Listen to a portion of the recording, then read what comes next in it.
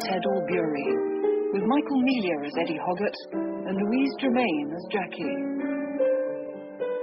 The play begins in London during the mid-1980s.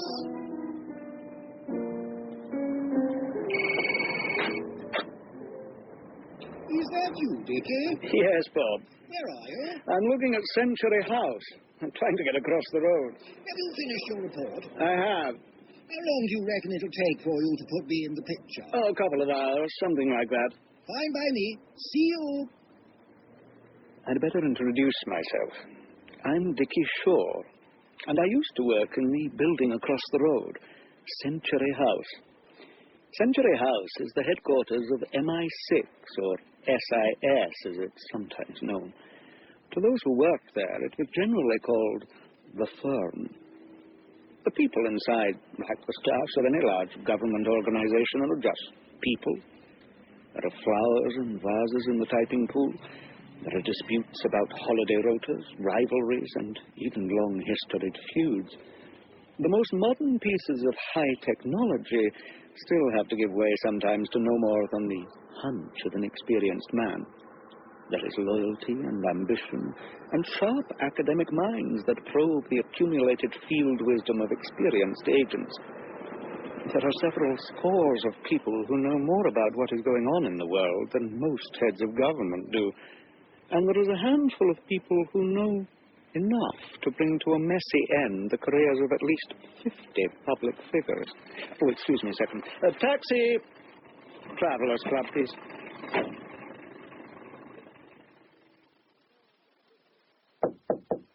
Come in. Ah, Dickie. Make yourself comfortable. I took a room for us, and they've left us sandwiches and a few bottles. Help yourself. We can eat while we talk. Where on earth do we start? Well, I'd better put you in the picture about Hoggart. What do you know about his background? I understand that he's regarded as one of the best field operators that we have. Experienced, tough, and talented. That's about it. Eddie Hoggart grew up with no father around, and a mother who was both violent and a drunk. She hated his guts. At 8 years old, the local authority had to take him over. He was put in an orphanage. He was uncontrollable. He ran away regularly until one of the governors of the orphanage, an ex-army officer, took him in hand. Took him into his own home. Brought Eddie up like he was his son. He got Eddie into the army, and about 5 years later, we recruited him. Sounds like all's well that ends well. Well, on the surface, yes, but underneath, no. I guess it all starts in Washington, at our embassy. Party to celebrate Thanksgiving Day. I've never understood what Thanksgiving Day is all about. It's a combination of Harvest Festival and a Buckingham Palace garden party. Who is our ambassador? Peter Bellamy. I told them, none of this pop rubbish. I want something with a tune and words you can hear. Tell me, why do naval dashes always get the prettiest girls? They were so young, the girls, so cuddly and so sexy. I think Chalmers is trying to attract your attention. Huh? Oh, wave him over. Could I have a private word, Ambassador? Is that necessary? I'm afraid so. All right. What is it? We've got a walk-in. A what? A walk-in, sir. A Russian defector. Oh, for God's sake. Why couldn't the stupid bastard wait until we open tomorrow? He's KGB, sir. Or claims that he is. Where is he? We've put him in the annex with Cartwright. What's the chap want? Wants to see a senior intelligence officer. Well, Cartwright's not one of them, is he now? No, Your Excellency, but Pritchard wouldn't see him. Says it's not policy for these chaps to meet an intelligence officer until their bona fides have been established. Well, why not, for heaven's sake? Well, the walk-in could just be checking on the identities of our intelligence people. That's more than I can do with the Foreign Office in cahoots with them half the time. What does Pritchard want us to do? He suggests that the Russian has a preliminary debriefing with Miss Pollard. That should teach the bastard a lesson. Well, if that's what Pritchard wants, I approve. But they don't do it here. They take him to one of their places. Make that very clear. I'll do that, sir. It's Mr. Yakunin, isn't it? Yakunin, Igor. Would you like something to eat, Mr. Yakunin? Or a drink, maybe? No, thank you. Maybe later. How can I help you? You are intelligence officer? No. but I am an embassy official. We felt I should talk to you first, just to make sure that we're in a position to help you. It's me who helps you people, not you helping me. Tell me. I am a major in the KGB. I worked for 1 year here in the United States, and I wish to defect to the British. Where have you been working, Mr. Yakunin? In Washington and in New York. And what were you doing? I have Canadian documents, and I have run 2 networks of agents in the United States. Why didn't you talk to the CIA? Why us? They are too clumsy, and the most important information I have concerns the British, not the Americans. What kind of information is that? I only talk about that when I'm sure of you people. I risk my life, you risk nothing. We put a room at your disposal for tonight, Mr. Yakunin, and I'll talk to my colleagues, and we can talk again tomorrow when you've had some sleep. We put a room at your disposal for tonight, Mr. Yakunin, and I'll talk to my colleagues, and we can talk again tomorrow when you've had some sleep. What did you think of him? Well, he's tense, but I guess anybody would be tense doing what he's just done. He could be a plant. I'd still be tense if I was a plant.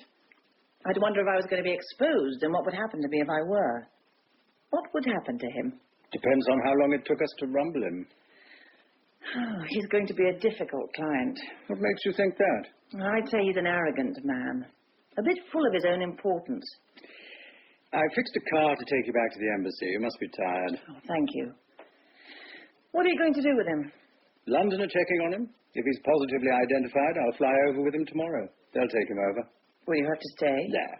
I'm not a Russian speaker, and I'm not an interrogator either. And a debriefing can take months. I'll see you when you get back, then. And I'd love to know how it all works out. I refer you to Section 2 of the Official Secrets Act, my dear. My lot are very fussy about it. Ah, yes. Saving it for their memoirs, no doubt.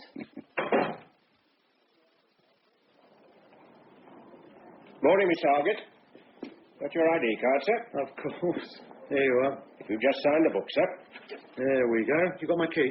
Mr. Fletcher's up there already, sir. Got in an hour ago. Oh, good for him.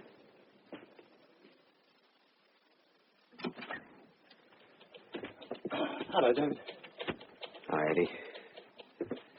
How's things? Okay. Have you read this file on Barakov, the suspect KGB guy at their trade mission? Yeah, I've read it. Do you remember the physical description? More or less.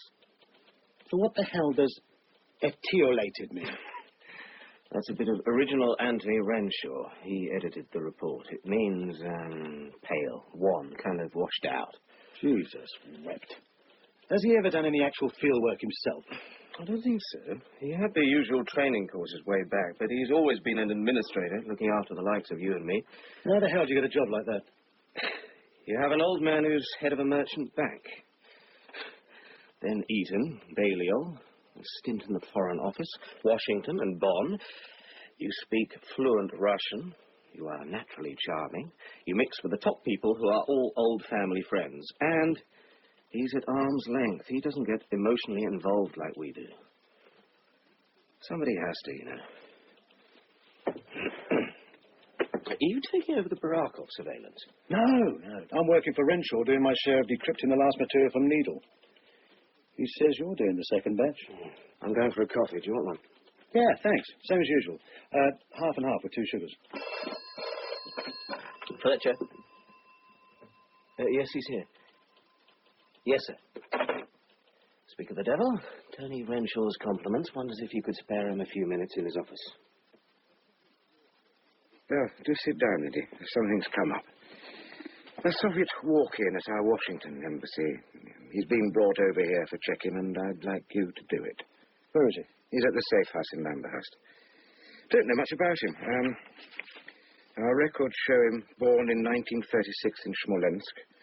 Parents missing in the war. He was brought up in an orphanage just outside Alma-Ata.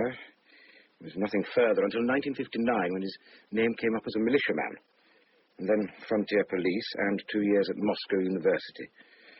We don't know what he studied. Transferred to the KGB in 1964. And all we've got after that is a promotion to captain in 1969. And there's no record of marriage or family.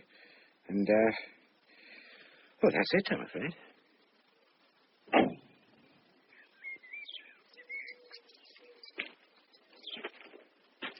Can I help you? Hoggett, Sentry House. My ID? Where is he? He's inside, upstairs in his room. Totally non-cooperative, bloody-minded, and constantly complaining. About what? That he's not being treated with the proper respect. Oh, good. Good, he sounds ready for me. Which is his room? Number 4, sir. The last on the left at the top of the stairs. Yours is the room opposite.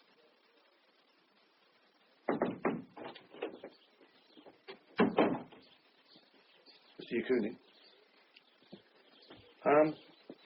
Would you prefer to speak in Russian or English, Mr. Yakunin? It's okay with me either way. Good. All right. Let's start in English and we can change over if it doesn't work out. I'm an intelligence officer and I'll be staying here at the house with you so that you can talk to me. And after the talk? Huh? I don't understand. After the talk, will you and your people act on what I tell you? Well, that's for others to decide. It depends on what you tell me. You've got big problems in your organization. Well, I mean, there are problems in the KGB, too. Problems of traitors. Who knows? Now, how about we get down to basics? You are not interested in traitors. Let's just do it bit by bit. We'll come to the traitors when we've established the groundwork. Right. Tell me about yourself and what you've been doing. My name is Yakunin, Igor. I am major in KGB, First Directorate, Department S. I have been for several years an illegal in the United States. Any family? No family, no living relatives. When were you recruited into the KGB? Why do you ask me?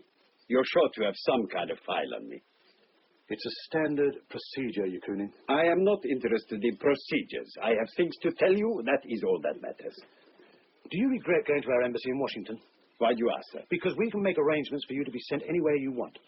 You came to us voluntarily. But if you changed your mind about having done that, now's the time to say so. But if you want to stay, you do it our way. You understand me? Right. Tell me what you studied at the university. English and electronics. You speak very good English. Were you as good at electronics? Just enough to talk about it and to understand the answers to my questions. Was it electronics you were covering in the United States? That was the prime target area. What was your cover?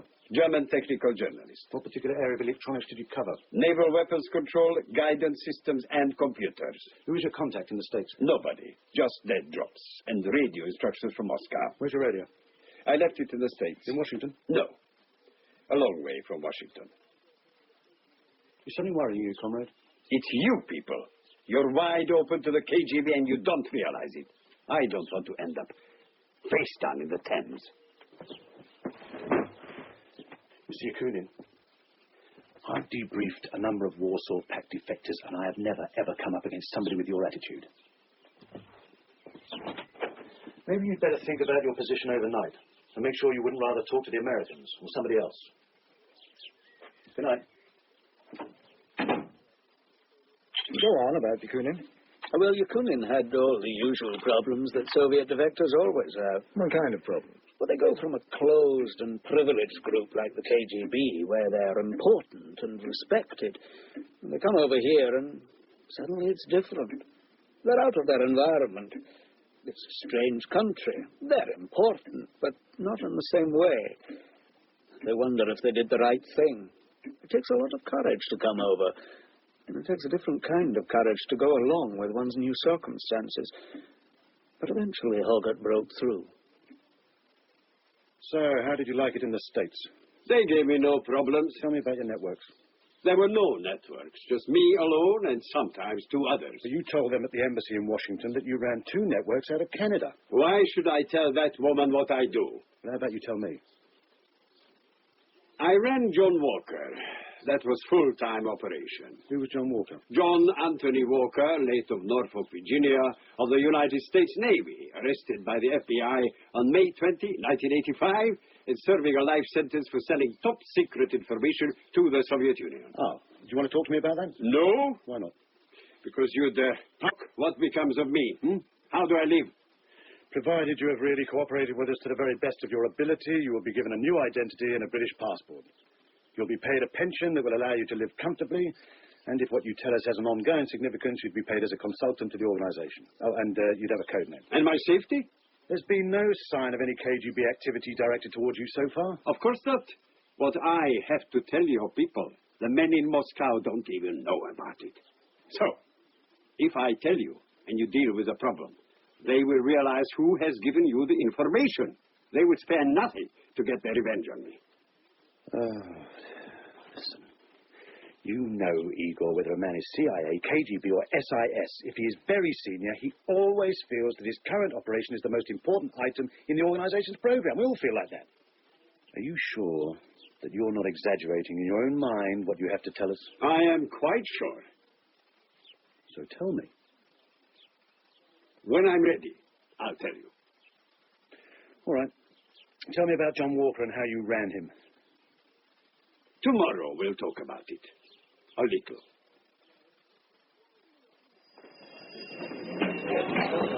Hello? Tony! It's Tony Renshaw! Hello? Hi.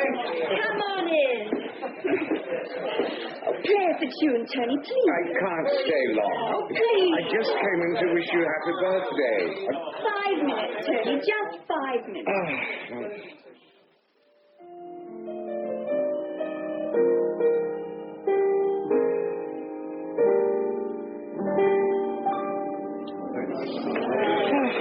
Thank you. No, I really must go now. One last one. That one you always play. Deep Purple.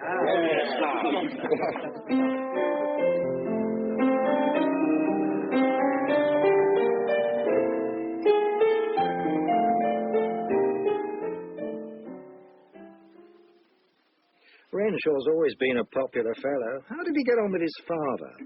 I always saw Sir Arthur as a bit of a diehard. Oh, he was in some ways, but... I don't understand you, Tony. I really don't. It's your money. Okay, it's a trust, but that doesn't stop you from taking an interest in how it's doing. Doesn't interest me, Father. Your grandfather would turn in his grave if he heard you say that. At least Charlie looks after his money. Charlie needs the money. He's got a wife and 2 kids and a lifestyle to live up to. When are you going to get yourself a wife, boy? No. You've had some very nice girlfriends, good backgrounds and good looking. Any one of them would jump at the chance of marriage. No, I doubt it, Pa. I like them all. I don't want them hanging around every hour of my life. You're good, very right, son. But your mother would like to see you settle down. Is that why she has invited the Mercers over for dinner tonight? A nice moonlight walk with the sweet Mary. I hadn't thought of it like that, but you might well be right.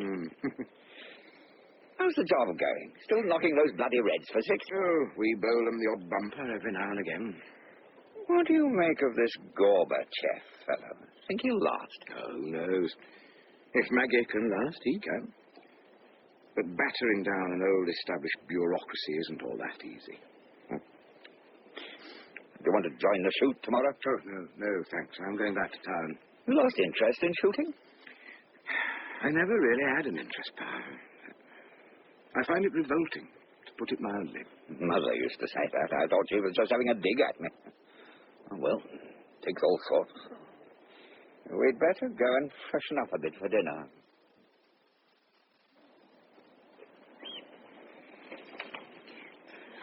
Why are you looking at me like that, Tony? Oh, the usual reason.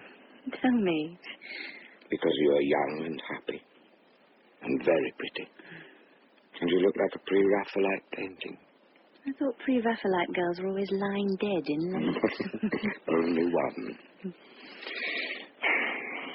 What are you going to do now you've graduated?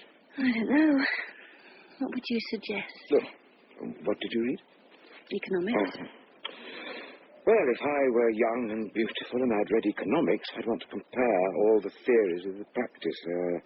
So I go to the United States and Tokyo, see how capitalism works, and then maybe the Soviet Union and Cuba, and check on how socialism works. Not get married and have children. Also, the children are very unrewarding. 5 or 6 years of pleasure, and then they hate you. As for marriage, well, we all know how that ends up these days. Marriage even starts off with a lie. Tell me more. You promise to love someone for the rest of your life. It's crazy. Well, it's not only crazy, it's patently impossible. I like Swinburne's poetry and Jerome Kern's melodies and playing the piano. I wouldn't promise to even like them, let alone love them for the rest of my life. What about your mother and father and mine? They love one another. I wouldn't dream of commenting on your parents, but my parents. Well, they're like rocks that have been grinding against each other for 1,000,000 years. They're worn smooth by sacrificing their original shapes. And they're a prime example of the vices and virtues of a hung parliament. Don't you love them? I admire how they've stuck together all these years. But you don't love them? No. I don't even like my father. Why not? He's a snob. And a bully. And he's selfish. He's also quite fearless and physically brave. But that's because he lacks imagination. How long have you thought like this? Since I was about 19, 20. Have you ever loved anybody? I nearly did once. Didn't it work out? Something diverted me away from it. Do you make love to girls? You mean have sex with them? Yes. Yes. I rather like that. Do you want to have sex with me? I rather hoped you'd let me. Is that why you brought me down here? I'm afraid it is. Where shall we go? There's a summer house at the end of the lake. We could go there.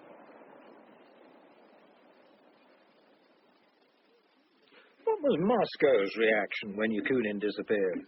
They assumed at first that he'd defected to the CIA. The usual flack from their embassy in Washington, denials from the Americans. The next thing is another KGB man walks into West Central Police Station. Right, sir. How can I help you?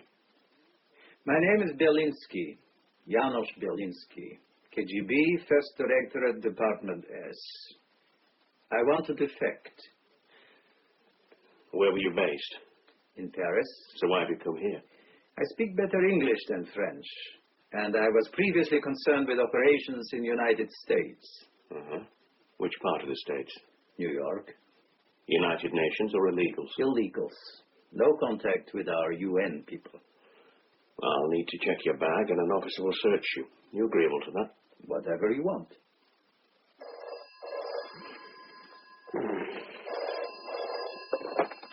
Fletcher. David, Tony Renshaw. Sorry to wake you in the middle of the night. Do you know the safe house near Southampton? Yes. Good. I want you to go down there right away. There's been another walk-in. A KGB major named Belinsky. I've had a quick chat with him, but I want you to take over his official debriefing. What do we know about him? Not much. You'll be virtually starting from scratch. Drop everything else. I think this could be very important. Let's sit down in the sun for a bit, shall we? See those ruins over there? That's Bayham Abbey.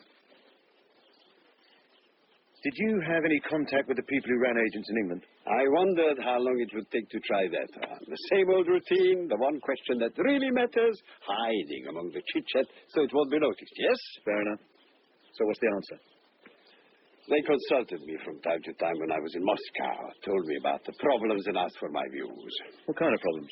The problems of an area where they felt they had too much success, like they had with me. Was it all too good to be true? This was their man in the SIS.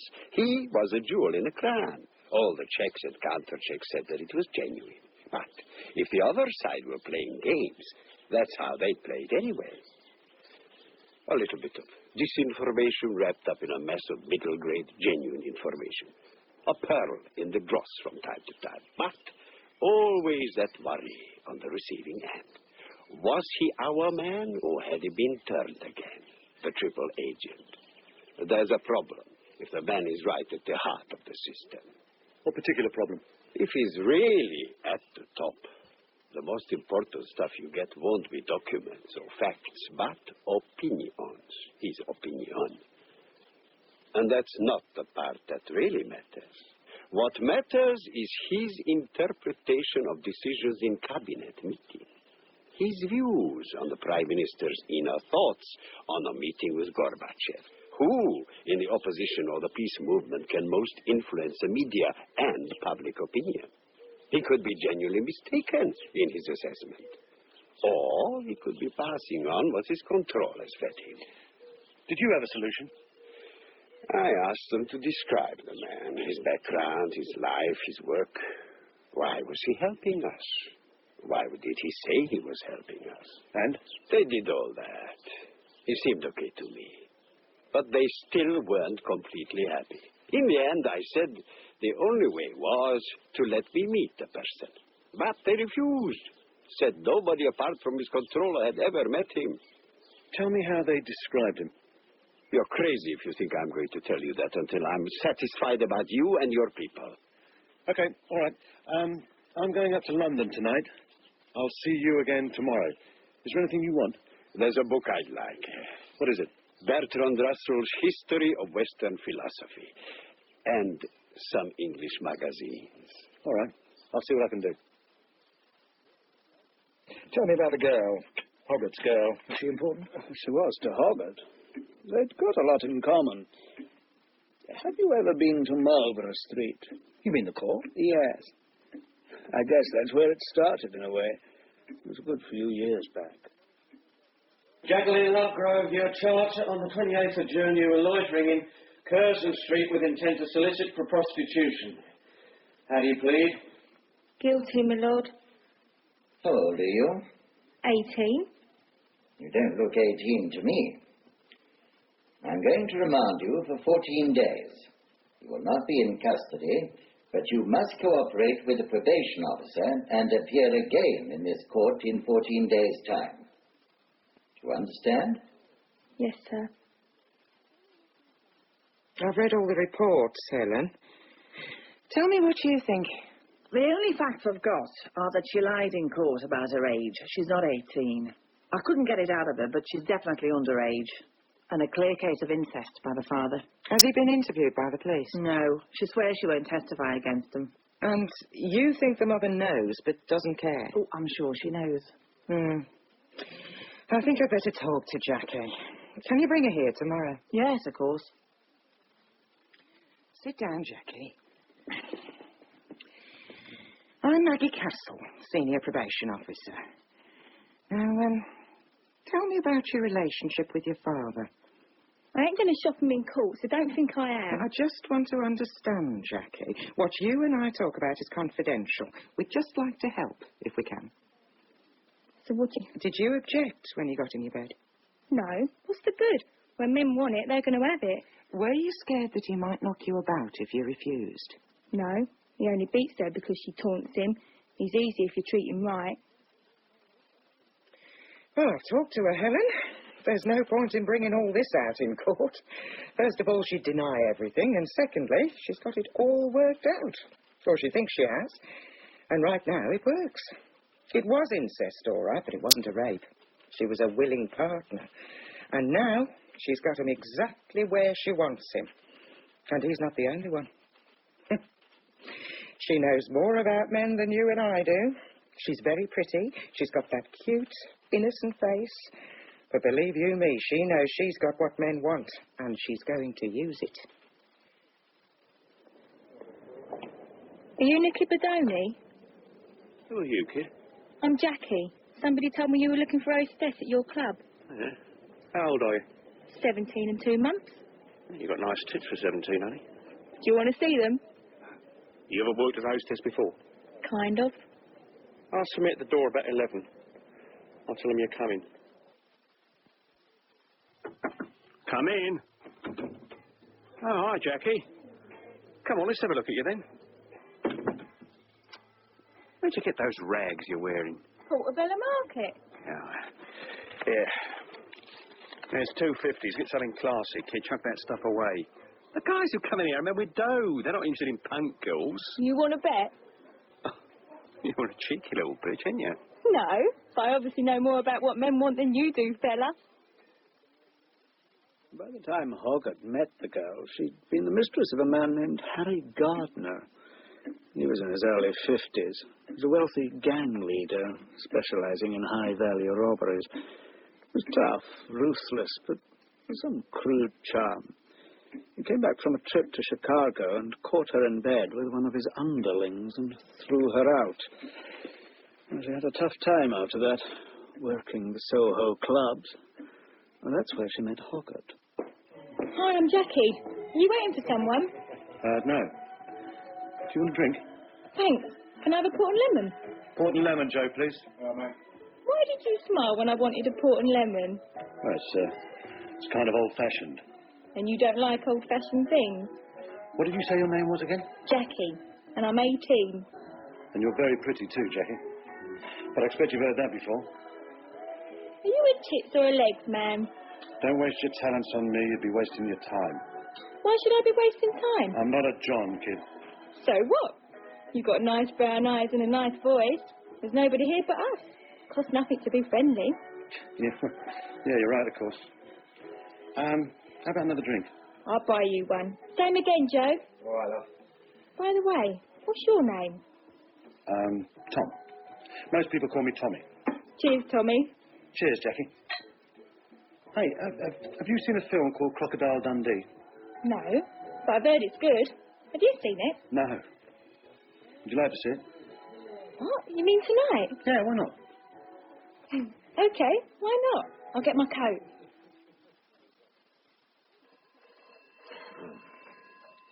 Renshaw. I'm in a meeting. Ring me in about an hour. I'm sorry, Eddie. Where were we? Oh, yes. Your report on our friend Yakunin. Well, we're making some progress, but mainly on the States. Like what? I've done a written report. Nothing about his mole in SIS. Well, he hints at it all the time, but that's all. Says he'll reveal all when he thinks it's the right time. Oh, they do love teasing us. Makes them feel they matter. Does no harm, I suppose. How about we meet again next week? Same time? Yeah, my office? David, have you got a couple of minutes, Eddie? Sure, yeah, of course. I showed the photograph you gave me of your guy to Belinsky. Did you recognise him? Yes, as soon as he saw him. I hadn't told him who it was, but he said it right away. Igor Yakunin. Oh, well, I didn't have much doubt about his identity. Did he say anything else? Yes, it's a bit disturbing. Tell me. He said that Yakunin was a fantasist, a kind of Russian Walter Mitty, imagined himself as a kind of James Bond figure. What was his job?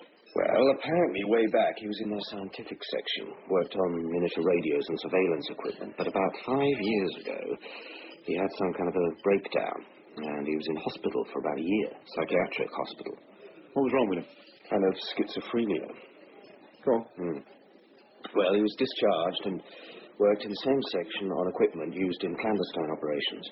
A couple of years ago, their guy running illegals in New York wanted a specialist technician for servicing and modifying equipment, and your boy Yakunin was sent over there. Got a German passport and a cover as a German technical journalist. For the last 6 months, he worked on the Fowler case as a technician, and according to Belinsky, he made a cock-up of the whole operation. Fowler was arrested by the FBI. Yakunin was ordered back to Moscow, and obviously he realized he was in trouble and did a bunk. They think he defected, but they're not sure. If he did, they think he'd have gone over to the Americans rather than us, because he's never been in the UK. In fact, they were just going to retire him on the grounds that he was mentally unstable. I'm sorry to be bringing bad news. Do you think he's telling the truth? I think so. He didn't take it very seriously. He was more amused than critical. But I think with me showing him the photograph, he's rumbled that we've got Yakunin. You didn't tell him that we'd got it? No, not a word. Yeah, I implied that we were doing a random check on him himself using a picture from our archives. He didn't seem all that interested either way. What stage are you at with Belinsky? Well, is what Belinsky said fit at all? It's hard to say. There are markers, both ways. The story he gives has the same background as Belinsky gives, but different interpretations. It means starting all over again, checking his story from a different angle. But I've got a good relationship with him now that's taken a long time to establish. I don't want to spoil it. Doesn't matter all that much. Well, I've got hints of something special he's going to lay on the line when he's ready. About what? The KGB plant in high places in SIS. At least Belinsky hasn't tried that one on me. Well, Yakunin may be wrong, but I'm convinced that he thinks he knows something big. big enough to be scared to tell me until I pass some sort of test of his.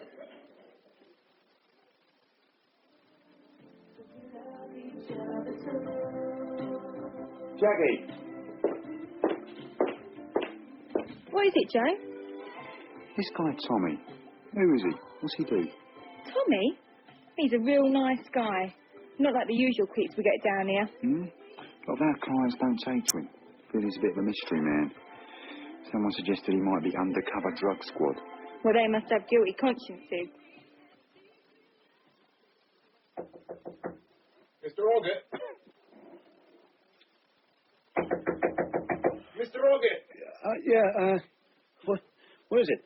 The Russian wants to talk to you. Says it's urgent. What time is it? 3:15. Oh, shit. What is it, Igor? Why aren't you asleep? Is it some sort of trick? What? This photograph. Why was it with the books and magazines? Oh, I forgot. I just wanted to ask you if you recognize the man. And if I do, what then? Nothing. It's just a routine identification. You know who he is, of course. The caption calls this man Belinsky. Why? Oh, we understood that was what his name was. If you have this man, then you and I are finished. No more cooperation of any kind from me. We have got him, Igor. We've had him for some time. And he defected, yes? Yes. And he's cooperating in every possible way? More or less. He gave this name Belinsky, and you just believed him? No, we checked on him every way we could. Where does he say he was operating? In Paris. We checked on that too. His name is not Belinsky, except maybe as part of a cover story for his defection. He's never worked in Paris. He's been once to the United States, and apart from that, he's never been out of Moscow. Why are you so worried about him? Why did he say he defected? I've never talked with him. But from the transcripts, he seems to be saying that he's had enough of the KGB in Moscow. I think he just wanted a better life in the West. Whatever it wasn't that. First of all, he was a totally committed Soviet. And apart from that, he had every privilege and luxury in Moscow that you could get over here. Well, who is he? His name is Lenski. Yuri Lenski. How come you know so much about him? He was a very important man, but very few people knew about him or what he did. There were just a handful of men who did his kind of job, and they all did it with the greatest secrecy. So how did you know about him? Because a guy I worked for was one of them, Ulyanov. He and Lenski worked closely together. Ulyanov covering the United States, Lenski covering special operations in Britain. Hang on a minute. You said he'd never been outside Moscow apart from one visit to the USA. How could he control an operation here from Moscow? It wasn't just a routine operation. He was special. He was full-time on it. Well, what was the operation? I told you way back that if they discovered that I knew about this operation, they would kill me. Do you remember? Yes. They sent Lenski over to kill me before I talk. How can they be sure that you haven't talked already? They know everything that you and I are talking about. Everything. They know I haven't talked. So talk now, and they're too late. They kill me for revenge. And they kill you too. Who killed me? They have men here, you know that already. Not just Russians, but others. Arabs, Iranians, Cubans. People who'd kill for money or support for some revolutionary organization. Well, how would they know what we've talked about? I told you they have an agent in place in your organization. Who is he? I don't know. I know a few things about him, but I don't know his name. Well, how long has he worked for Moscow? At least 10 years, probably much longer. He's the most valuable source they have. Well, don't tell me any more right now. Let me just think about this. If you report on it, I shall deny it. All of it. You understand that? It will be my only chance. All right, let's change the setup, Eagle. Yeah, I promise you, I'm not going to report what you told me to anybody. The chap who's debriefing this Lenski showed him your photograph. And Lenski said you had a reputation for fantasizing your role in KGB operations, and that you played only a minor part in the Walker operation. Now, what's your answer to that? I've been over it over and over in detail with you. How could I have known so much if I wasn't in charge? Who did he say was actually running? The head of illegals based in New York. No. The man in New York was only an administrator as far as I was concerned. When Moscow wanted to kick my ass, it was he who did it. So, we know Lenski was lying. Why? To devalue anything I said, to make you suspect me of being unreliable. So either what you know is very important, or he's here for some other reason. And it would help me very much if you just told me more about the man, the mole. I don't know his name. Then what do you know? He's SIS and very senior, and he passes information on SIS anti-KGB operation. And he's senior enough to know about top government thinking. Oh, that could cover 20 or 30 people, Igor. I've seen a picture of him. I'd recognize him. Right. I'll see what I can bring for you to look at. And I'll have a look at Lenski.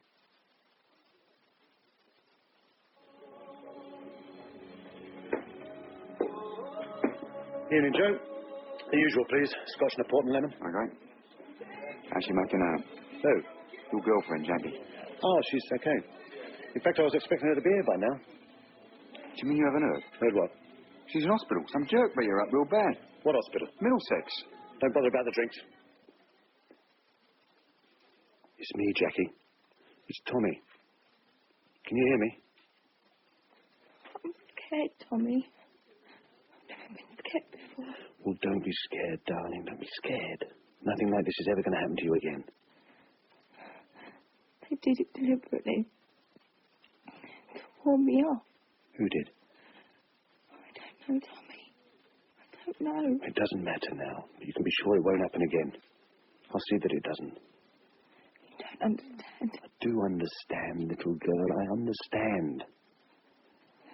The man who did it said you're an undercover cop from the drug squad. Are you? No. Honest? Honest.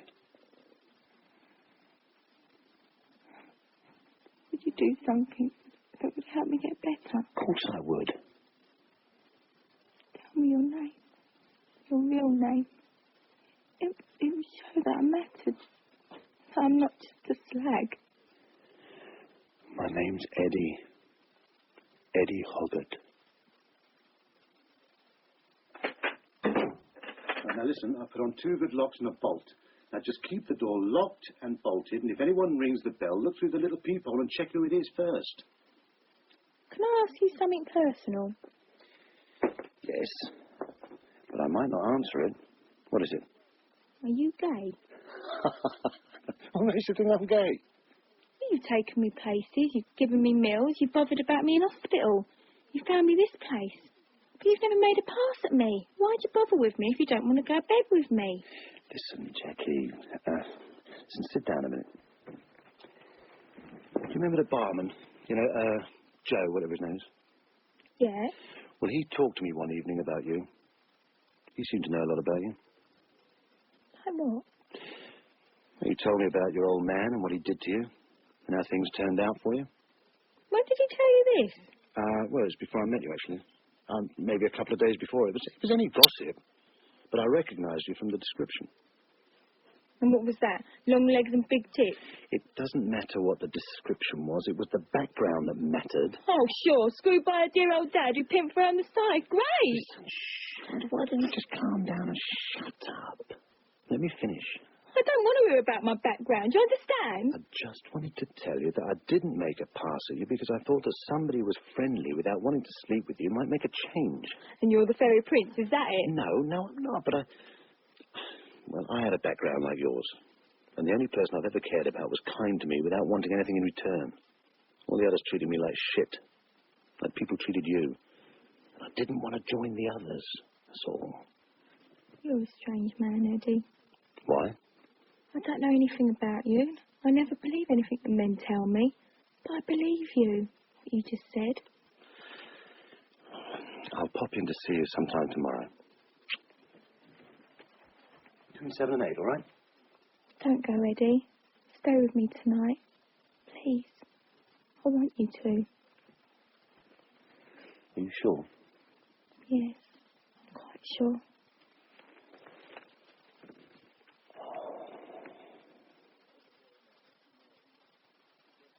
Did we screen her before they married? No. He just ignored the rules and went ahead. Kensington Registrar's office. There you go, Eddie. Half and half, 2 sugars. So, how are you getting on with your Yakunin? Oh, I was doing fine. But I've been on leave for a few days. Oh, of course. Yeah, one of the files has got a request from CIA to interrogate Yakunin about the Walker operation that he ran. That backs up his own story against your guy's version. That's what I thought. Listen, why don't I see Belinsky with you? At least we get a second opinion. Yakunin says your guy's real name is Lenski. He was really scared when he saw his photograph. He wouldn't tell me what his work was, but he said he felt his life was in danger, and mine too. Sounds a bit over the top, especially about you. The Walker operation was a success for the KGBs. Why should they want to knock him off, or you? Well, my impression was that it was something else. I mean, not the Walker case. Any idea what? Well, he's been on about a mole in SIS. Have you tried to pursue it? Oh, yeah. But I have to go pretty cautiously because he's so prickly. Says he's waiting to see if we, can be trusted. How's he going to decide that? I don't know. He just says that he'll know when. Which safe house are you using? The one at Lambhurst. We could go to my safe house near Southampton and look over Belinsky or Lenski or whatever his name is and come back through Lambhurst. What about your backlog of files? They'll have to wait. If Belinsky is lying, then he's a plant, and the sooner I know, the better. Let's go now. We'll take my car. Mr. Belinsky, this is a colleague of mine who wants to ask you a few questions. How do you do, sir? Tell me about what you were doing before you defected. What particular aspect of my previous work would you like to talk about? Just tell me what you think will most interest me. Well, before I came over, I was working in Paris. Not at embassy, but at house that was headquarters of KGB illegals in France. I was kind of troubleshooter between bosses of various departments. I expect you have it too in SIS. Rivalries between sections or individual heads, then persuading one section to share its findings with another, that sort of thing. I must apologize for not offering you drink. We have good selection. What can I offer you? No, let's just talk, shall we? I wish I'd had men as conscientious as you are, comrade. I'd have counted myself very lucky. I might even have stayed. Well, why did you come over? Well, I suppose we all think our reasons for escape are ours alone. A bit of a fruit salad, really. Disenchantment, fondness for the West, family problems, that sort of thing. And what were you disenchanted with? Restrictions, narrow minds, petty rivalries between old men, that sort of thing. And the family problems? Oh, a very dull marriage. Lack of sympathy from my partner. A wish for release from restrictions of marriage. What sort of background did your wife come from? What a strange question. She was working class, same as me. A very ordinary lady. Pretty, but not sophisticated. What kind of friends did you have? In Paris or Moscow? Both. In Paris, none. My job made me enemies, not friends. In Moscow, it was fellow officers. People I'd done my training with. David, I'll have to go. It's getting late. Sure. Mr. Belinsky, thank you for talking to me so frankly. Not at all. I enjoyed our little chat.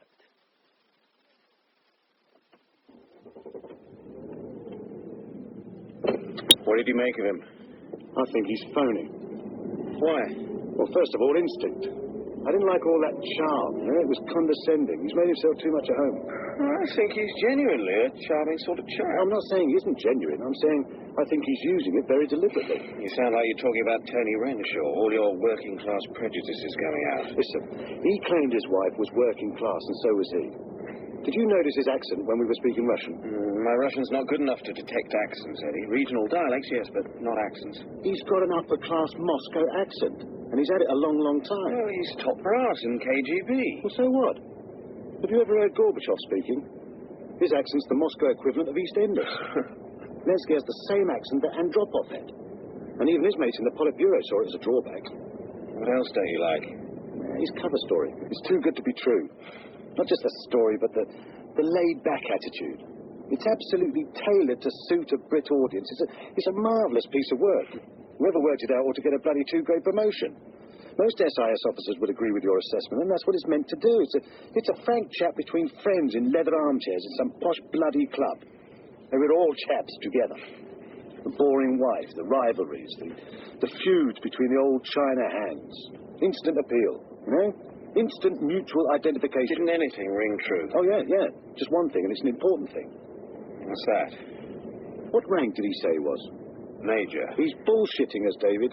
Go on. Let's check on Central Archives when we get back, yeah? Not under Belinsky, but under Lenski. I'll bet you anything you like that he's at least a lieutenant colonel. But the real reason why he doesn't have friends is because he's not allowed to. Because his job is too high-powered. Too important to risk his operational security outside the operation itself. Did you check on him as Belinsky? Yes, his details fitted well with what he's told me. In the light of what I've said, would you say it fits a bit too well?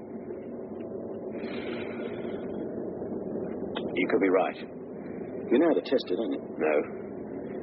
Has he told you in the debriefing anything of substance that wasn't in his SIS file? Only about personal relationships in the KGB in Paris. I had those checked on. They fitted, and quite a lot of it was news to our people there. That's a little present from Moscow, David. Gift wrapped. Nice and handy for checking on in Paris.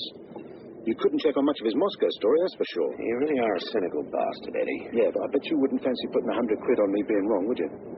No. I'm worried, Eddie. Yeah, how about we give your guy a miss and see him later, and tomorrow we can go back to Century House and check on the Belinsky file. All right, yeah, that's a good idea. I haven't had time to check on it since Yahmin identified the photograph. Can I help you? I'd like to check on Belinsky. Lensky. He's KGB. First name? Don't know. Just a moment. There's 3 Lenskys registered. Try that, yes. Belinsky Igor Alexandrovich, Captain GRU based in Samarkand.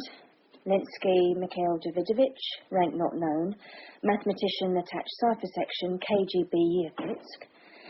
Belinsky Yuri Fyodorovich, Lieutenant Colonel KGB, duties unknown. That's the one. Can I see the file? That's the only information on the file. We'd still like to see it. It's out for updating. When's it due back? It's been out for 2 months and there's no date for return. Who's got it? Can I see your ID cards again? I'm sorry, but you're not cleared for that information, either of you. I can assure you that what I have given you is the only information on that file.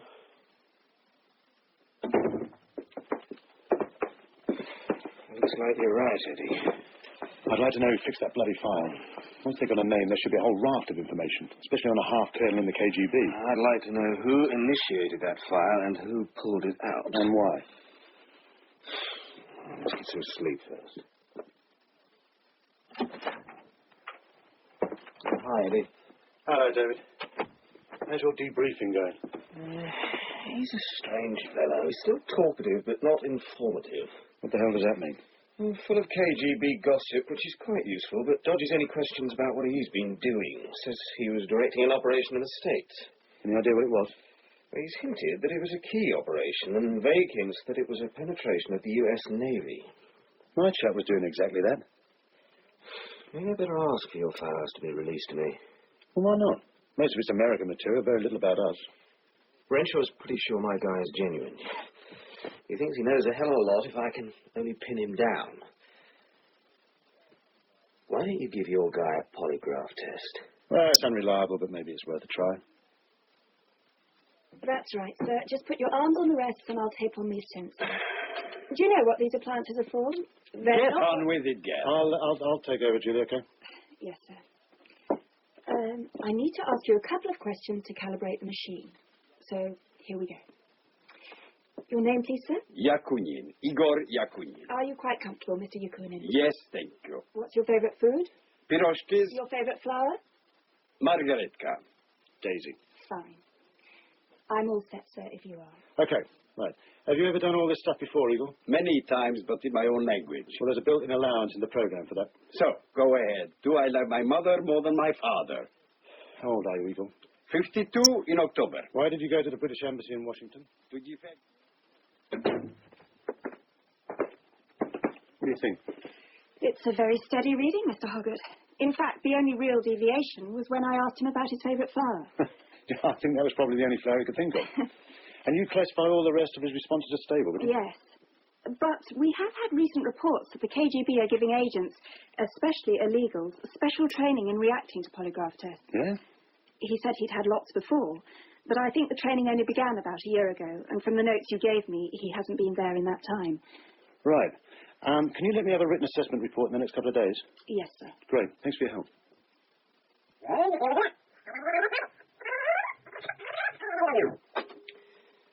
You know, Eddie, It's like those sine waves you see on oscilloscopes, two of them, out of phase with one another, but exactly the same shape, matching but never coinciding.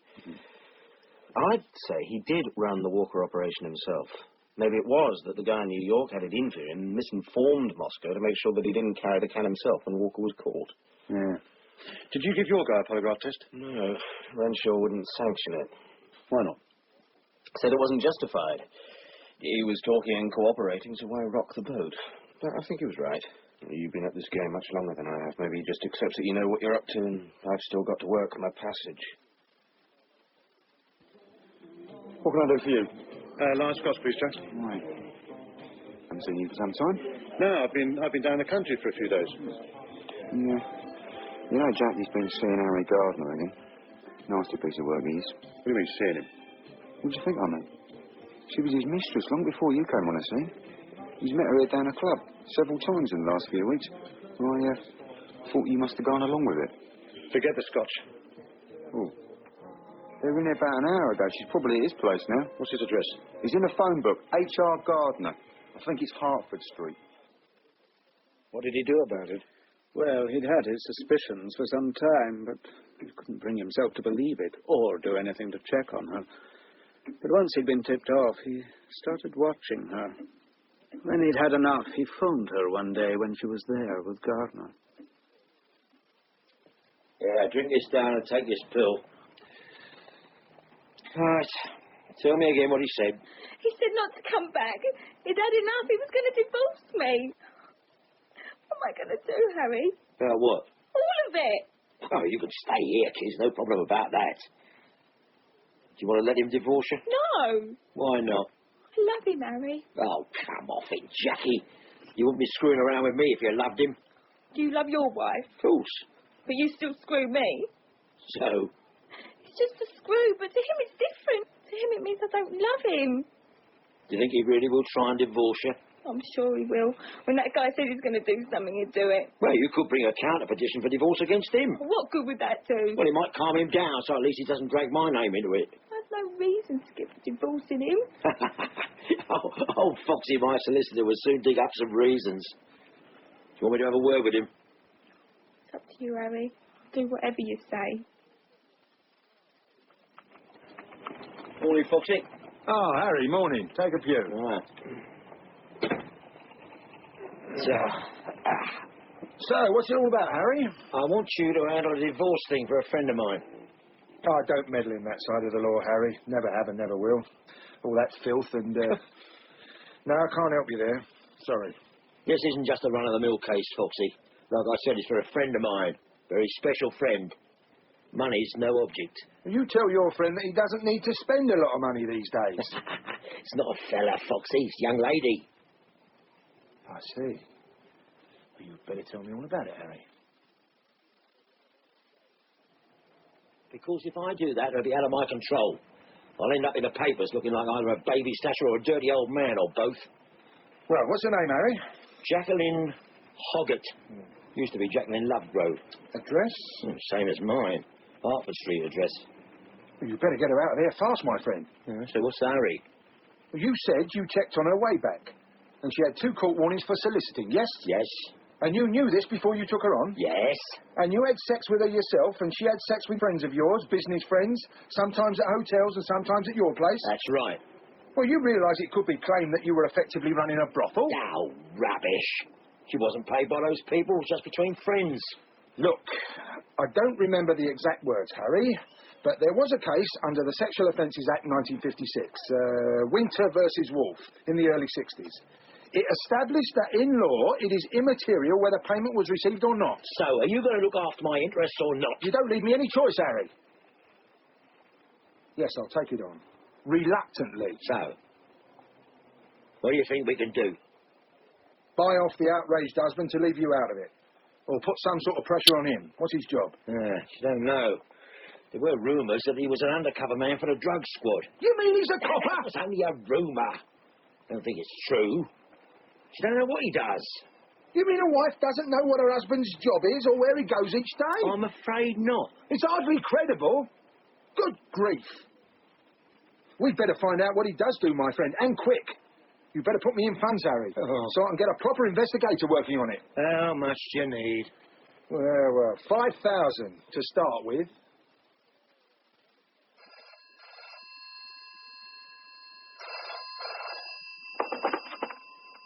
Gardner? It's Foxy, Harry. Are you alone? No. The girl? Yep. Okay. Don't ask me any questions. I want to see you immediately. What about? I said don't ask questions. It's not safe. Just do as I say. I'll be waiting in my office for you. I've got some bad news, Harry. So tell me. You know what the little girl's old man does for a living? No, what? I've had him under surveillance for 4 days. Oh, get on with it, Foxy. He works at Century House. What's Century House? It's the headquarters of SIS, the Secret Intelligence Service. MI-6. He's a bloody spy. That explains why he knew so much about the girl. No wonder she didn't know what his job was. Now what? You're in for a right royal reaming if we ain't very, very careful, Harry. How much do they make a year? Bound to be pretty high. It's all tax-free. Why tax-free? So that no crafty little bastard in the Inland Revenue can sell a nice list of names to the Rushkins. Yeah, it doesn't sound like a big spender from what Jacqui's told me. The fact remains that that guy knows enough, or can use his resources to find out enough, to get you into court and give you a very nasty time. What we've got to bend our minds to is how to stop him. What do you suggest? Well, nothing right now. I only got this stuff an hour ago. I want to sleep on it. Then we'll talk again. Maybe I should put a contract out on him. Harry, just keep very quiet and don't make any waves while I think about it. Just remember, you could be doing 30 years. If you don't want to do it my way, then you better find yourself another lawyer. You understand that, Harry? Okay. Give me a call sometime tomorrow. We'll meet again. What have you got, Foxy? Anything? Well, this man Hoggett isn't just looking for a divorce. He's got a grudge against you. You personally. He wants the whole world to hear what he knows about you. Understand? Oh, yeah. Go on. So we look at the possibility of doing the same to him. Well, what's he done that's criminal? Nothing so far as I know. But he's an MI6 man. These bosses aren't going to like having him cross-examined in court about what he does. It's supposed to be secret. That's why they got the Official Secrets Act. But we don't know what he does. He could be a bloody clerk or something. Well, I know already he's not. He's doing secret things. How do you know? My chap's been keeping very discreet tabs on him. Hoggett's doing something at a cottage down in Kent. A place that's permanently under guard. At least 2 heavies. He's been seen twice with an oldish chap. Just walking around. But the last time my chap saw them, he swears they were both talking Russian. The court wouldn't let you talk about that. It's nothing to do with a divorce case. It could be if it's handled right. How? You'd have to leave that to me. If this guy's in the spy business, he'll spot your chap tailing him in no time. No. My chap's ex-SAS. Ex-Dirty Tricks in Ulster. He's just as good as Hoggett. Maybe better. Where's the girl now? Oh, I found her a place by Victoria Station. The lease is in her name, she pays the rent, and I keep her funded. Oh, not with checks, I hope? No, cash. Good. Well, I'll contact you when I've got something to tell you. Why did Hoggett marry the girl? Oh, a lot of reasons, I guess. She was young and very pretty, and they both had rotten childhoods, if you can call them that. I think she quite genuinely cared about Eddie Hoggett. He was a rock for her, the only reliable man she'd ever met. And I've no doubt he genuinely cared about her. So why did it go wrong? Oh, the usual reasons why our chats' relationships go wrong. Hoggett never talked about his job with her. Disappears for days and she's left on her own. They don't have any mutual friends she can turn to. So she gets drawn back to the so-called friends of her old life. Barmen from sleazy clubs, several men from her past. And then the great mistake, Harry Gardner. But she didn't need to sleep with him, for God's sake. Oh, it didn't mean anything to her, Bob. What was this chap Gardner doing about it? Well, Gardner and Foxy were getting in deeper and deeper. Very nice place you got here, Harry. Huh. Must have cost you a fortune. No, it all goes down to tax, Foxy. Sit down. Yeah, and what's it all about? Why all the mystery? Not mystery, Harry. Security. I've got a few shots left in the locker to delay things, but sooner or later they'll try to get me in court. I want to stop that from happening. Whichever way it went, you be the loser. So, we've got two ways we can pressure him. Physical or inside pressure. What inside pressure? I'm a solicitor, an officer of the court. I'm also a good citizen, patriotic and all that. I've got this piddling little case. It means to protect the interests of my client Jacqui, I've got to show that this man's behaviour is what drove her to what she did. Not his fault, of course. It's what he was trained to do, wasn't it? He's used to dealing with foreign agents. Tough and ruthless, and unfortunately given to violence in his private life. What a pity to see a man's career put in jeopardy just for a marital squabble. If they had a quiet word with him, it could be all smoothed over, quietly and calmly. Surely they'd agree that it was best for all concerned. Who's this they you say you'll talk to? Well, I'll talk to his solicitor first. If I get no joy there, I'll call MI6. I've got the number of the main switchboard from my chap. And I know who to talk to. Who? Chap named Lathan, legal department. Yeah, he'll say it's private, none of their business. He won't. They can't afford to. They won't want all that about what he does coming out into open court, Russians and all that. Okay, Foxy, try it like you said. Won't do no harm talking to them. Okay, Harry. I'll start moving on it. What happened when this chap Fox contacted the solicitors? He tried Hoggart's lawyer first, and then he got onto our chap Lathan, who shuffled the papers upstairs, and they put one of our chaps onto it. A bit of inter-services cooperation, let us say. Yes, I'll see what I can do, Freddie. What is it, Miss Purvis? There's a gentleman to see you, Mr. Fox. I don't remember any appointments this morning. Who is he? He won't say. Well, tell him to go away or make a proper appointment. I think you should see him, Mr. Fox. Why? He looks kind of official. He said he'd wait however long it takes. Oh, you better wheel him in then. Sir, if you'd like to come through. I didn't get your name, sir. I didn't give it, Mr. Fox. But it's Harris. Well, what can I do for you, Mr. Harris? A couple of things, actually. I want to see all the documents you have on the premises of Gaylord Overseas Limited. And, while I'm here, I'd like to look at your own books covering the last 8 years. Inland Revenue, Mr. Fox. Here's me card. What's all this about, Mr. Harris? Well, every now and again we stick a pin in the list, and wherever it lands, we do a special check covering 8 or 10 years. Your client's Gaylord Overseas came up this time. So, here we are. Why my books? I put my returns in every year. And they're usually a bit late, Mr. Fox. We thought we might as well give you a whirl at the same time. I'll have to get permission from my clients before I can let you go ahead. This is the registered office of Gaylord, and you are down as the company secretary. We don't need any permission. But you can accompany my two chaps who do the search at your home. 2 others will be going to do the search simultaneously at your colleague's house. My colleague? Yes, Mr.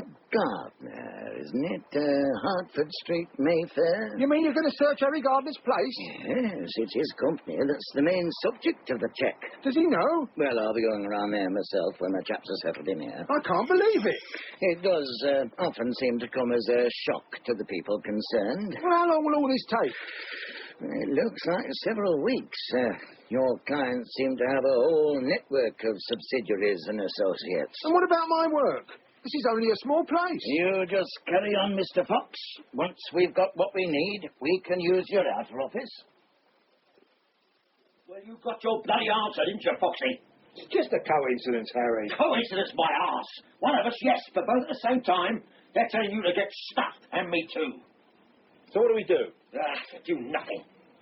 Pray that the bastards don't find anything. I've been very careful, Harry. Most of it's in the Cayman Islands set up. You want to bet? On what? On how much they screw me for? I reckon mine will be 100 grand, and they'll do you for 15.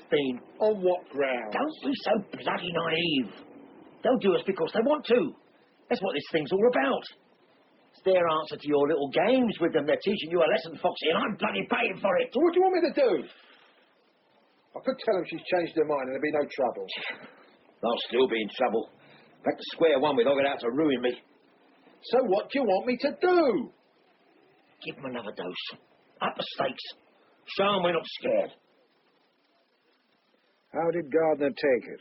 Hired a hitman to harass Hoggart and used his influence to make sure that Jacqui couldn't get even a shop girl's job. I saw a sad little note she sent to Eddie Hoggart. Obviously thought he was involved in some way. Dear Eddie, I don't know if it is okay to write to you because of the divorce business, but here goes.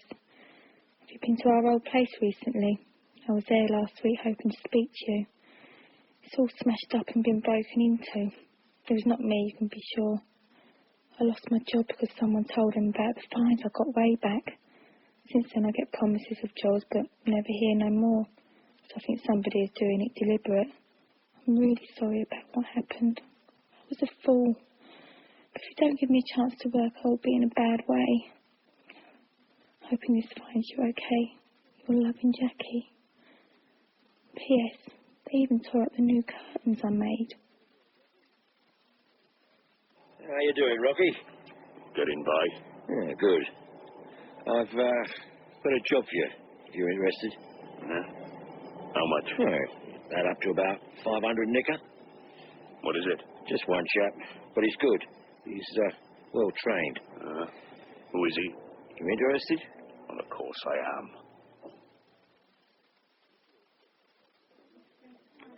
You feel fit to talk, Mr. Hoggart? Yeah, I'm okay. Who are you? Rawson, from Century House. The police found your ID and contacted us. Tell me what happened. You think it was an accident? No, I'm sure it was deliberate. Why are you so sure? Well, somebody vandalised my flat in London a few days ago. Any idea who it could be? I don't know who's actually doing it, but I know who's giving him his orders to do it. Who? A bloke called Gardner. Not Harry Gardner. Yeah, that's him. Big-time criminal, but no conviction. How come you know him? As it happens, we've been looking him over. What does that mean? We've been keeping an eye on him for Mallin's people. I think they're giving him the treatment. Why? No idea. You'd better get more sleep. Listen, can you drive me to the crossroads in Lamberhurst? You ought to stay here until they discharge you. All right, I'll get a taxi. Okay, I'll take you.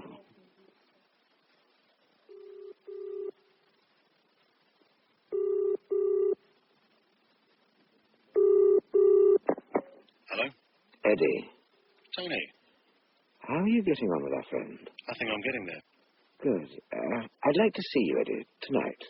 My flat. Well, I don't like leaving him. I do understand, but I need to see you. Okay. I'll be a couple of hours then. Oh, that's okay. I'll be here. Come in, Eddie. Sit you down. Thanks. Eddie, I've got some rather upsetting news for you. Jacqui's dead. Jacqui? She slashed her wrists in the middle of the night. Oh, she was dead when they found her. There would be an inquest, of course. I went over to the hospital to do what I could. She left a note for you. They wanted to keep it and hand it to the coroner. But I insisted that you had it on the undertaking that it would be made available if required for the inquest. Oh, my. And I took the liberty of reading it, Eddie. I wanted to be able to help.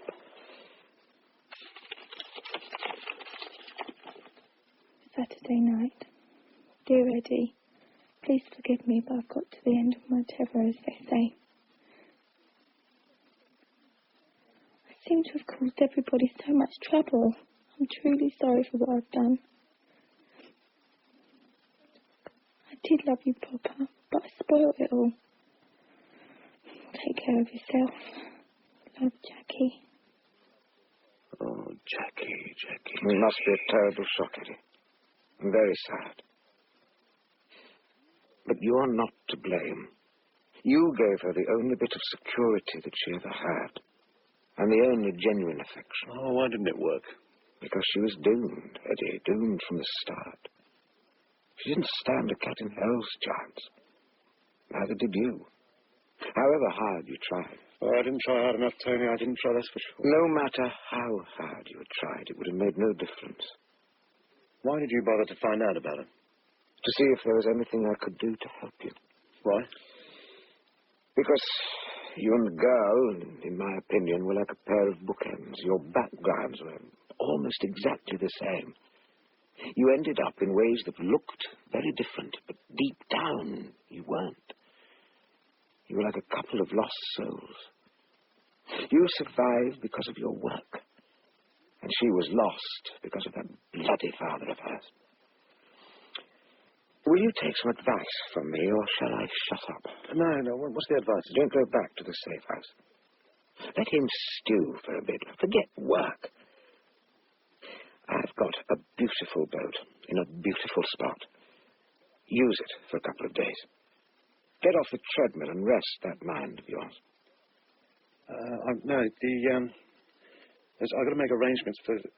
Where's she being buried? Leave it to me, Eddie. I'll take care of all that for you. And I'll do it with affection, the way you'd have done it. Thank you. Did you come by car? Sorry? No, train. Okay. I'll drive you down to Chichester to the boat myself and show you how things work. And then I'll get somebody to drive your car down in a couple of days' time. There's a shaving kit down there. There's food in the galley.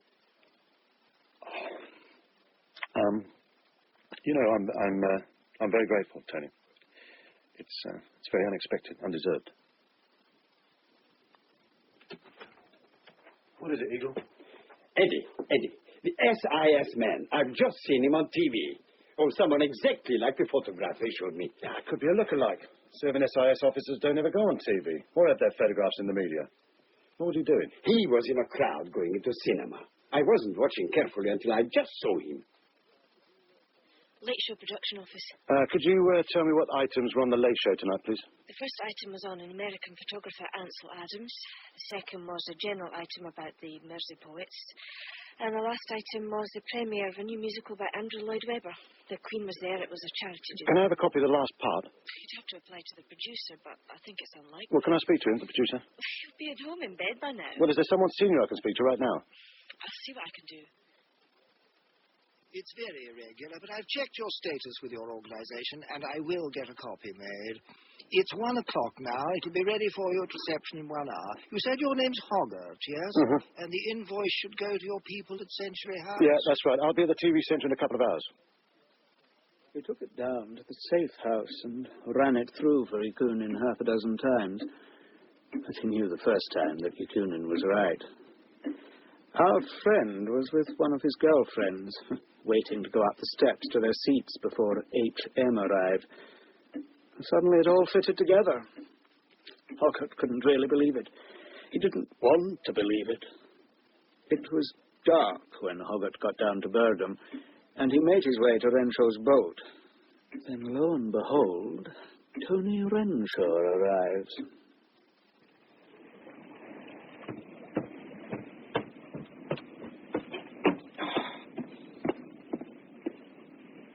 Well, Eddie, no need to say make yourself at home. We've got to talk, Tony. By all means. What brings you here visiting so late? You know why I'm here, Tony. Don't play games with me. Tell me all. Why? That's what I want to know. Why? It's a long story, Eddie. Frightfully boring, too. And why doesn't really matter, does it? It does to me. But not to our masters. They are only interested in how and what. And they never understand the why. Maybe I would. Let's have a nice cup of tea first, yes? If you want. How many people know? Just me. Are you armed? No. Let's see. Milk and 2 sugars, if I remember rightly. You've got a good memory, Tony. You have to have, you know. In my eye. You mean treason? Oh. I wondered how long before that word would rear its ugly head. Nothing passed on to them would have affected our national security. If it didn't, the KGB wouldn't have been interested. Oh, I'm afraid you are quite wrong there. Although the KGB were the channel, it was people much higher up who benefited. And so did we, of course. How could we benefit from giving away our secrets? Well, as always in these things, it was on 2 levels. Belinsky was my mole in Moscow, and I was his mole in SIS. The only difference between us was that his people knew about both of us. Not that they knew what we were really up to. SIS knew only that I was controlling a mole named Belinsky. On one level, we exchanged hard information, but what really mattered was the second level. And that was more often advice, rather than hard facts or information. Like what? On facts level, I would warn him that we might easily put one of their chaps in the bag if he didn't lay off contacts with certain politicians. It saved them losing an agent and us having to waste time doing surveillance on a new chap. And stopped the wretched politicians from playing silly games just for a free trip to Prague or Budapest. And on the second level, I gave advice. What were the inner cabinet's real views on removal of nuclear weapons? What was the Prime Minister's real assessment of Gorbachev? And I get back a picture of the struggles inside the KGB, even the struggles inside the Kremlin itself. And the information you passed on was always factual and authentic. On the second level, it was never either of those things. It was genuine views of a well-informed person who was not anti-Soviet, or in Belinsky's case, not anti-British. Well-informed because he was part of the inner circle. Did you pass on Belinsky's information? The hard stuff. The first level was passed on to the Director General verbatim. The second level came in my advice, as if from me. I think the DG thought I used a crystal ball. Did you never have any doubt that they might be using you? Doubt? Yes. But Belinsky's comments were genuine, I'm sure. He wasn't always right. Neither was I. But our errors were made in good faith. Belinsky and I had a lot in common. Where politicians are concerned, we don't inhale. He didn't trust theirs, and I don't trust ours. I never have. Why not? I was brought up among them. There were always half a dozen around at home every weekend. I heard them talking with one another off the record. My father is a rich man and influential, and so they cultivated him. He didn't like them, but he tolerated them. But I hated, despised them. It angered me that these men could influence and control all our lives, send us into wars, decide how desperately poor you had to be before the state would help you, change the law to suit their own interest. And I mean both of them, Labour and Tories. Nothing to choose between them. But you trust the men in the Politburo? No way. They're even worse than our lot. So why help them? I don't. What I pass on to Belinsky has often prevented them from some aggression that would inevitably lead to confrontation. When they're planning some move, they always have to work out what they think the West's reaction will be. If our reaction looks as if it's going to cause them trouble, they very often think again. It doesn't always work. It didn't work with Afghanistan. But the mess they got into only showed them what it cost if they ignored the signals that Belinsky gave them. Signals from me. How did you get to know Belinsky? Our planes were held up for 6 hours by fog at Tokyo Airport. We got talking about politics and current affairs. I think it was after about an hour we both realized that we were in the same business. Anybody else would have backed off, but we were both amused. And as we went on talking, it was obvious that we both had much the same views and outlook on the world and our own governments. I think it was more or less as an intellectual exercise that we discussed how to use our positions to bring some sanity into East-West relations. And despite some doubts, we decided to try it for a few months, each of us claiming to have recruited the other. It seemed to work, and we were in business. Why was Belinsky sacrificed by Moscow? He wasn't intended as a sacrifice. He was meant to counteract Yakunin and protect me. Where do we go from here? Well, I thought I might take a little trip across the channel. That was my plan. With your very kind permission, of course. What made you decide to leave tonight? The same thing that brought you down here, too. Instinct. The little bells ringing and the little red lights flashing. Nothing more than that? Oh, just a little. I saw the piece on the late show. What do you suggest I tell the people back at Sentry House? They won't know that you were here. Just be surprised when you're told. Just one more intellectual does a boat. But an Oxford man this time, not Cambridge. That'll be some compensation for them. They won't want it to get in the press. They've got enough scandals to cope with already without adding to them unnecessarily. And Belinsky and Yakunin? You can tell Yakunin that I'll square things in Moscow for him as long as he doesn't work for SIS. And Belinsky? Yes, Belinsky. Well, he'll have to carry on for a bit whilst I work something out. And when things have cooled down, I get a telephone call from some KGB goon with a message from you threatening to expose me if I don't do what Moscow wants. You read me better than that, dear boy, now, don't you? Will you answer me a personal question, totally honestly? I've answered all your questions honestly. When you were kind about my wife, was it a piece of long-term insurance to get me on your side? You mean insurance for what I'm asking you to do now? Yes. Common sense should give you the answer to that. I didn't expect you to be here on the boat. I'd assumed that I should quietly fold up my tents like the Arabs and silently steal away. How could I have known that you would be so significant? I helped you about your wife because you were one of my men who needed help. A man who had tried to find a small dream and found a nightmare instead. No other reason. Can I ask you what happened? Do you really want to know? Yes. She had a proper funeral service, and she is buried in my family's plot in a village church near my old home at Rhind-Tutt. Who was there? Just me. When do you want to leave here? The tide's up now. Listen, thanks for what you did for me and Jacqui.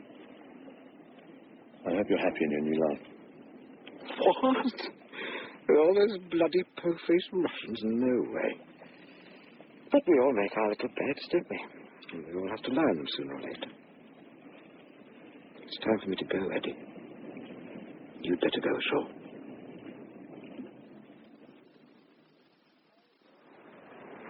I'll send you a postcard when I've settled in. Take care, Eddie.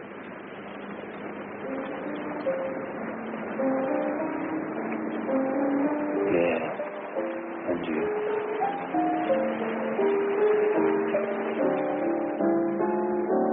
In Deep Purple, a dramatization by Allbeury from his own novel, Eddie was played by Melia and Jacqui by Louise Germaine. Tony Renshaw, Steve Hodson. David Fletcher, Dominic Letts. Yakunin, Sandor Eles. Gardner, John Hollis. Foxy, Brian Croucher. Belinsky and Pritchard, Neville. Probation Officer, Geraldine Fitzgerald. Senior Probation Officer and Miss Purvis, Jillie Meers. Sir Arthur and Rawson were played by Colin Pinney. Sir Peter Bellamy by John Evitts. Sir Peter's assistant, the guard and the inspector, by Michael Onslow. Chalmers and Joe, Julian Rhind-Tutt. Diana and Julie, Una Beeson. Mary, the assistant at Century House, and BBC girl, Teresa Gallagher. Harris and the magistrate, James Taylor. Bodoni and Rocky, Gareth Armstrong.